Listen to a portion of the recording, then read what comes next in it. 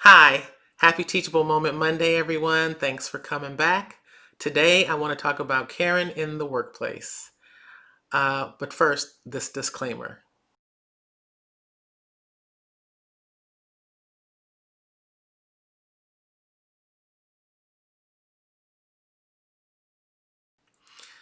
All right, so some years ago, I worked for a debt collection agency, and the CIO wanted to build a compliance department. So he and I worked together to build this department. And then when it came time, once we had the structure or the framework for the department together, we brought in the director of compliance, who was a black man, and we also hired a technical writer who was white. The technical writer um, came in and shortly after her arrival decided that she was more knowledgeable than me and went about making sure everybody else knew it. And she enlisted the HR director's support in this bad behavior. Um, I can't say for sure why the director of compliance allowed her to do what she did, but she would come to him almost every day complaining about something that I did or didn't do.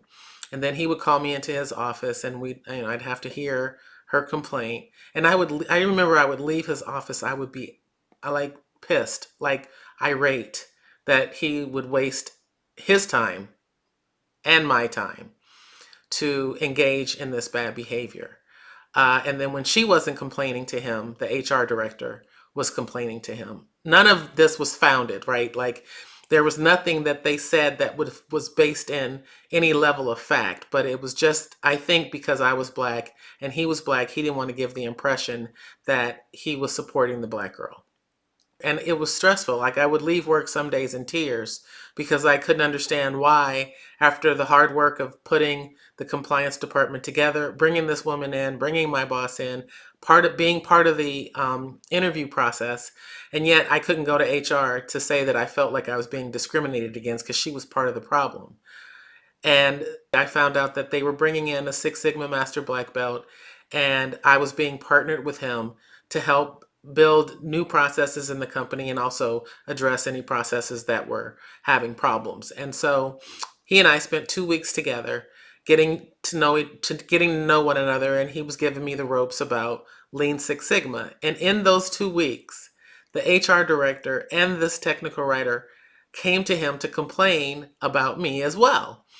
To the tech writer, he asked her if she'd talk to me directly. She said no. So he told her, I'm entertaining your concerns now, but at the end of this conversation, I want you to go talk to Glodine. She scheduled a meeting with me, and then on the day that we were going to have the meeting, she canceled it. In the meantime, she continued going to him to complain. Each time he would say, have you talked to Glodine yet? And she said no. So the third time she did it, he said, I don't want to hear anything else until you tell me you've talked to Glodine. So that put an end to it for her.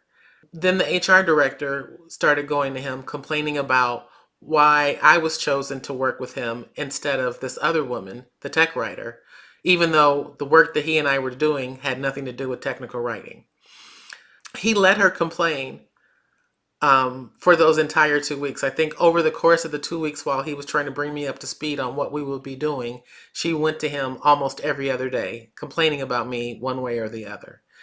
The last thing she said to him was that I wasn't qualified to do the work that I was doing with him, and I didn't have a good rapport with the people in the company, which was completely not true.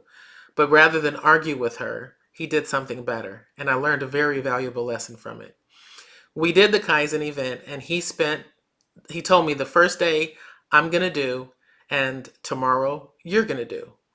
And basically threw me in the fray.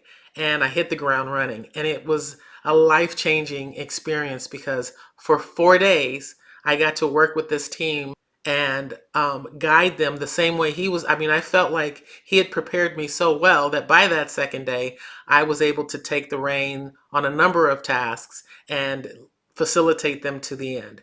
At the end of the Kaizen event, he had the team complete a survey. One was for him and one was for me. The same questions that he had them answer for him, he had them answer for me. My survey results were all nines and tens, with the exception of a few fives in the space of my knowledge about Lean Six Sigma specifically.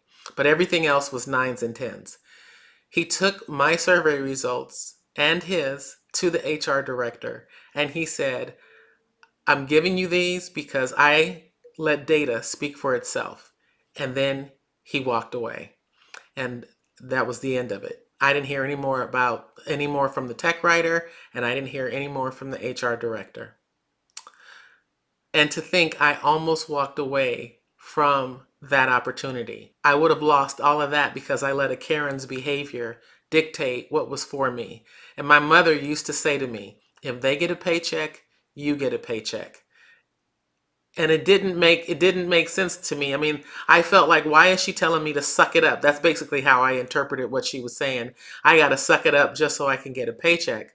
But no, the reward for sticking it out was even greater, because that experience created the woman that I am today in business.